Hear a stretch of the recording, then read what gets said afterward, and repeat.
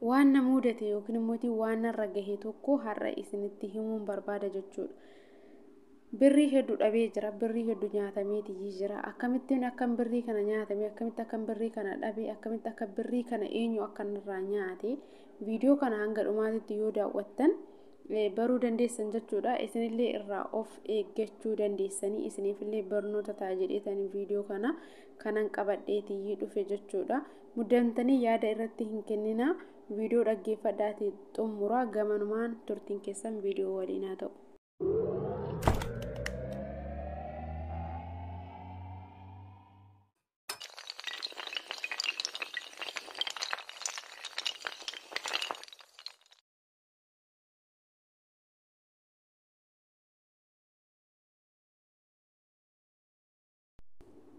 السلام عليكم، كيف حالك؟ أنا معك أحمد محمد عبد الله سالم إبراهيم. هذا رقم تليفون مال أنت حس الهدية 250 ألف درهم. مبروك يا أختي، قل الحمد لله رب العالمين.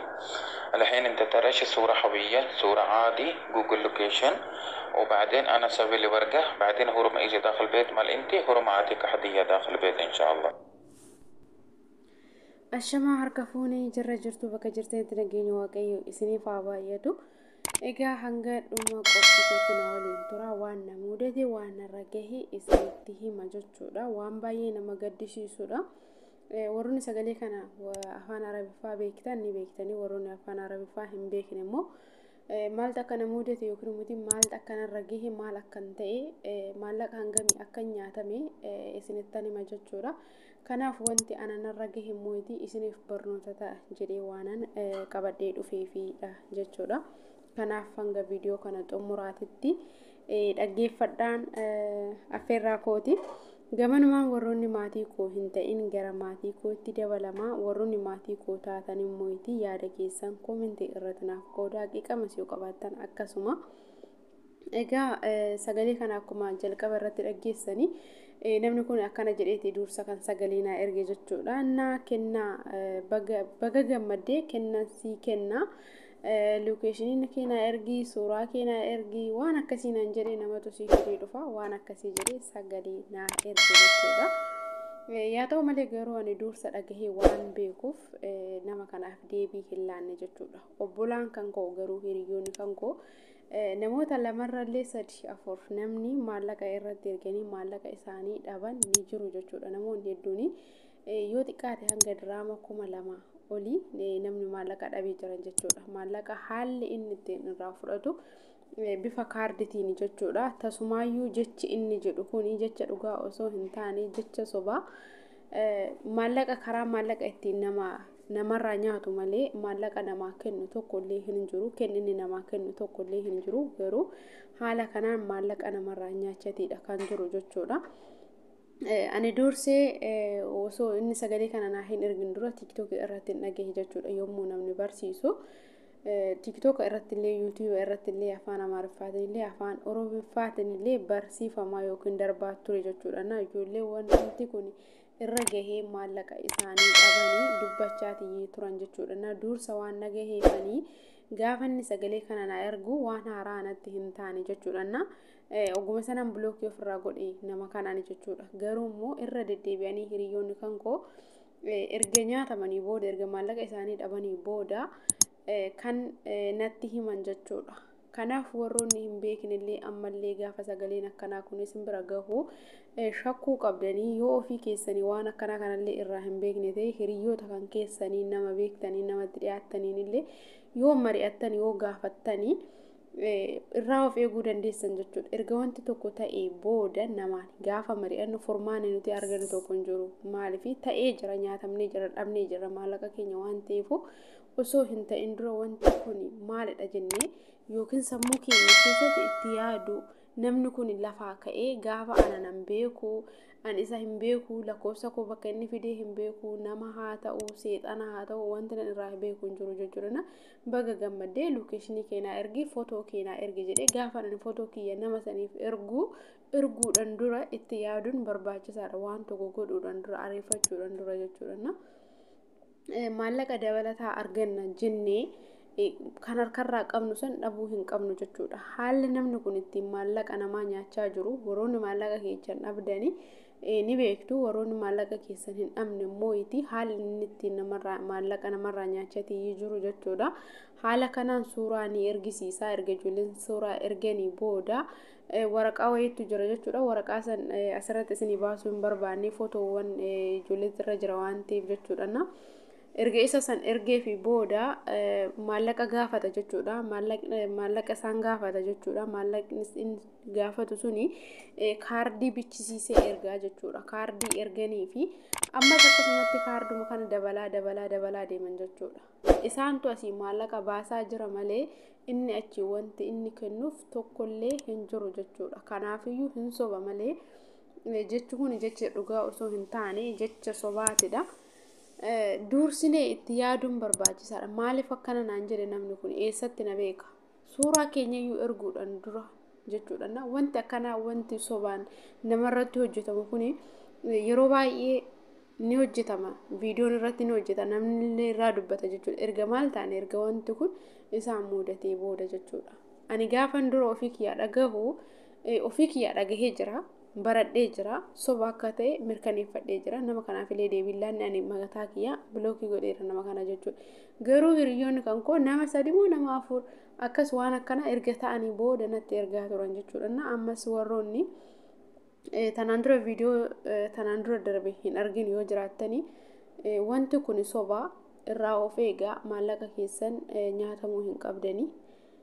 Kan biroota argannaatti maallaqa ofii keenya dhabuu hin qabnu. Diraama 2,000 hanga 2,000 kan san caalallee itti dhaban jiraachuu malan jechuudha. Kaardii ergisiisee haala saniin waraqaa sobaa jechuudha. Suuraa isaanii chaappaa moo maataba wayii rukutee itti erga jechuudha. Dhugaa namatti fakkaata yeroo san nama hin beekiniif dhugaa fakkaata jechuudha. Garuu inni siistema kana fayyadamee maallaqa namarraa nyaata. Sana booda deebii namaaf hin laatu bilookii isaan godha jechuudha. Sagaleen kun bakkuma hundattuu hin ergama. Lakkoofsa garaagaraa qaba. Lakkoofsa garaagaraa fayyadama. Akkas waan ta'eef iyyuu obbolaan koo warroonni sagalee kana tanaan dura hin dhagahin yoo jiraattan irraa of eeggadha. Warroonni immoo maallaqa keessan nyaatamtan illee namoota birootiif barnoota ta'a. Yeroo birootiif akka maallaqa keessan hin nyaatamneef illee isiniif illee barnoota ta'a jechuudha. Dursa itti yaada wanti tokko sun ta'in dura. Namaan mari'adha. Keessattuu gaafa biyya ormaa keessarra jirru kana jechuudha. Onlaayinii irra namni tokko gaafa waan tokko nuun jiru maaliif akkas nuun jedhe nama kana eessattan beeka jennee ofii keenya gaafii nuti ta'uu qaba. Ofii keenya of gaafachuu qabna jechuudha. Shakkuu qabna. Waan hunda amannee itti seennee booda hin miidhamna. Waan hunda amannee ni goona yoo ta'e booda kan miidhamu numa ta'a jechuudha. Diraama 2,000 dhabuu jechuun hangam akka itti dadhabneetii hojjennee finnu ni beekna waan ta'eef jechuudha.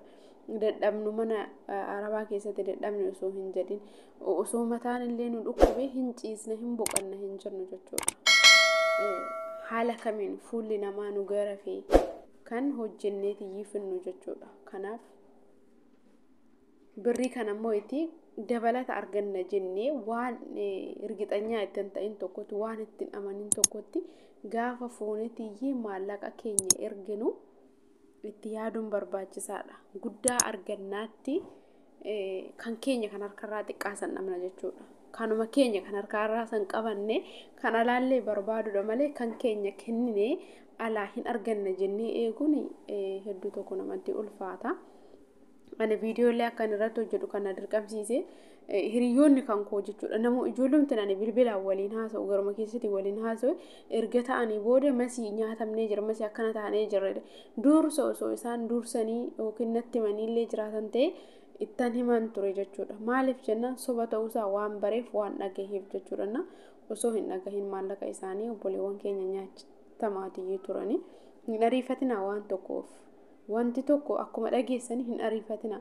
Itti mari'adhaa ofumaa keessaniyyuu namatti illee yoo himuu baattan jechuudha. Namaan mari'attee yaada tokko argachuu dandeessa. Namni tokko si caalaa yookiin waan biroo dhagahee jira jechuudha. Ijoolleen nama maallaqa kana nyaatamta warreen isinitti dhiyaadhu warreen isin beekudha jechuudha. garuu osoo dursa osoo hin ta'in dura akkasnaan jettanii natti dubbatan ta'e maallaqa keessan hin dhabdan ture jechuudha. Erga ta'ee booda mootii ta'ee jira. Warroonni biroo irraa of eeggannoo godhaa waanuma kamiifiyyuu hin ariifatina.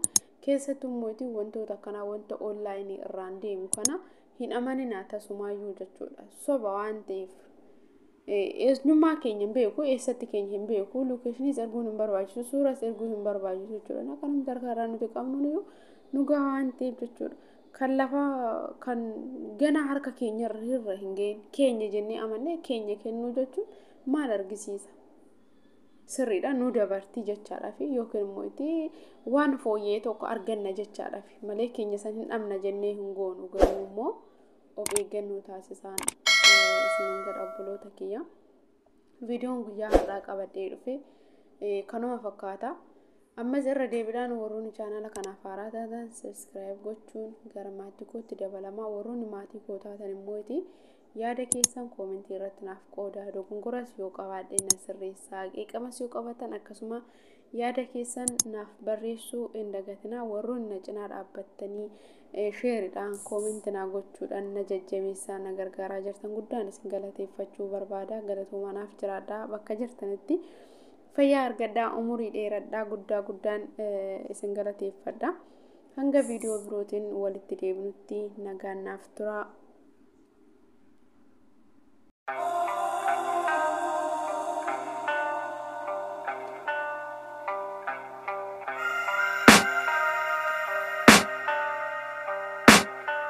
I can hear the demons call when they do what they do. And now I feel like taking off, find a place with a view. The pain is never gonna stop if it's controlling you. I know that time can heal it all, I just gotta get through. I just gotta get through, I just gotta get through. Cause I feel like taking off, find a place with a view. The pain is never gonna stop if it's controlling you. I know that time can heal it all, I just gotta get through. Sometimes I feel like all is lost, but I know it's not true. I wanna put up all my walls cause I'm not in the mood, but then I cut myself off from the rest of the room. I know that time can heal it all if you're patient and soon it can all be worth it, all the searching.